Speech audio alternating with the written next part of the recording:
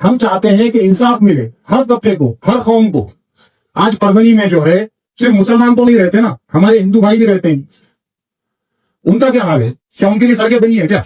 तो हम सबको ये सोचने की जरूरत है कि हमारे पास महानगर पालिका में कोई विकास नहीं हुआ।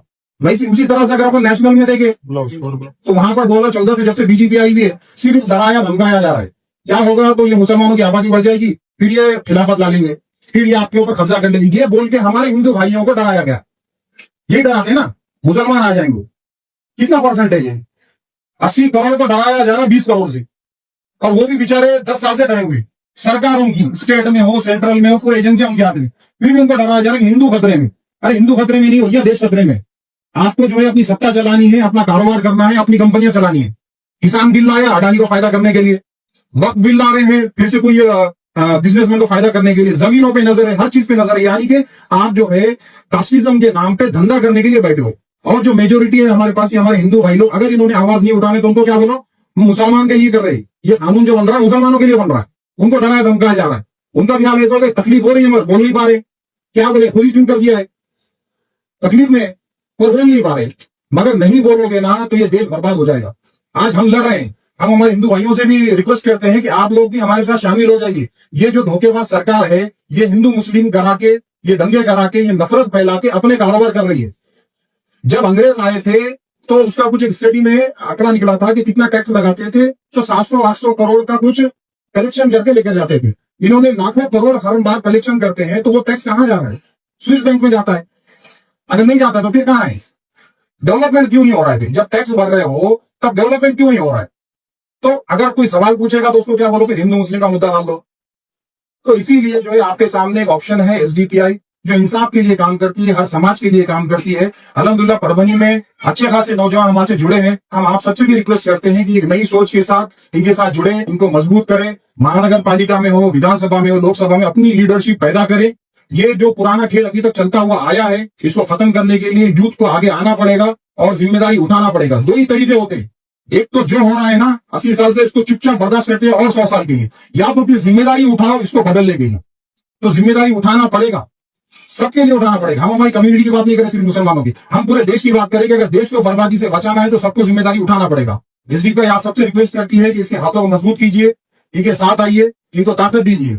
इंशाल्लाह हमारे परभनी में भी कुछ महीनों में इलेक्शन होने वाले हैं, उस टाइम पर भी हम इलेक्शन लड़ने वाले हैं। तो अभी तक तो आपने 2 टर्म में तो बहुत सा चांस दिया, 2 टर्म तो महानगर पालिका में, नगर पालिका के बहुत से हुए, सबको चांस दिया। इंशाल्लाह इस बार आपके एरिया से हम लोग खड़े करेंगे, उनको भी चांस दीजिए। सबको तो दे चुके हो ना, एसडीपीआई को ट्राई कर लीजिए इस बार। ये तीसरा टर्म का इलेक्शन कुछ महीनों में आने वाला है अपने पास। तो अपन जो टैक्स दे रहे हैं महानगर पालिका के नाम से, और ये जो 2 टर्म हो चुके हैं, ये 2 टर्म में बहुत से नेताओं को अपने चुन के दिया, 2012 में हो या 2017 में हो। मगर आज भी अगर बारिश अगर 2 घंटे से ज्यादा हो जाए तो बहुत से एरिया में परभनी के गरीबों को डर लगता है कि कहां घर में पानी घुस जाएगा। ये हालत है। कुछ दिनों में 15 अगस्त आने वाली है, 79वां आजादी का दिवस रहेगा। अपना 79 साल हो चुके हैं आजाद होकर देश को। परभनी कुछ 12 साल पहले जिला नहीं बना, या परभनी कुछ 10 साल पहले कोई वजूद में नहीं आया। परभनी सबसे पुराना जिला है, मराठवाड़े का सबसे पुराना जिला है। मगर आज इसकी कंडीशन क्या है? 2012 में महानगर पालिका बनी, जबरदस्ती थोपी गई अपने ऊपर। उसके बाद से आप अगर देखोगे तो बहुत से टैक्सेस ऐड हो गए, जो महानगर पालिका में नगर पालिका से महानगर पालिका बनने के बाद जो टैक्सेस ऐड हुए, तो उसका बेनिफिट्स क्या मिला? चलो ठीक है, मान लिया आपने 5 साल में कुछ नहीं कर सके। नेक्स्ट टर्म जब 2017 वाला आया तब क्या किया?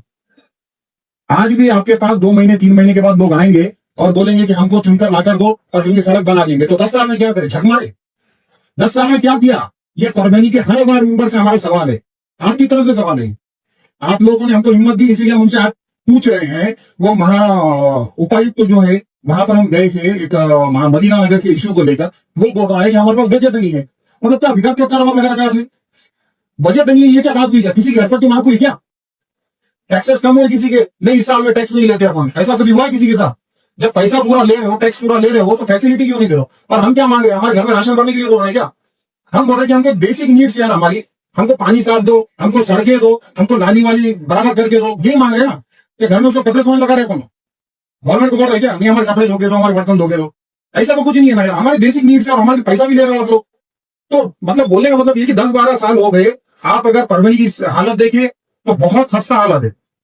उससे हटकर अगर आप आसपास के ताल्लुकों में चले जाओ, परवनी के काम लोगों में चलेगा, वहां की सड़कें यहाँ की सड़कें का मुआवजा करो आपको खुला फर्क नजर आ जाएगा। तो ये कब तक चलता रहेगा? अपन कब तक बेवकूफ बनते रहेंगे इन लीडरों के बातों में आके?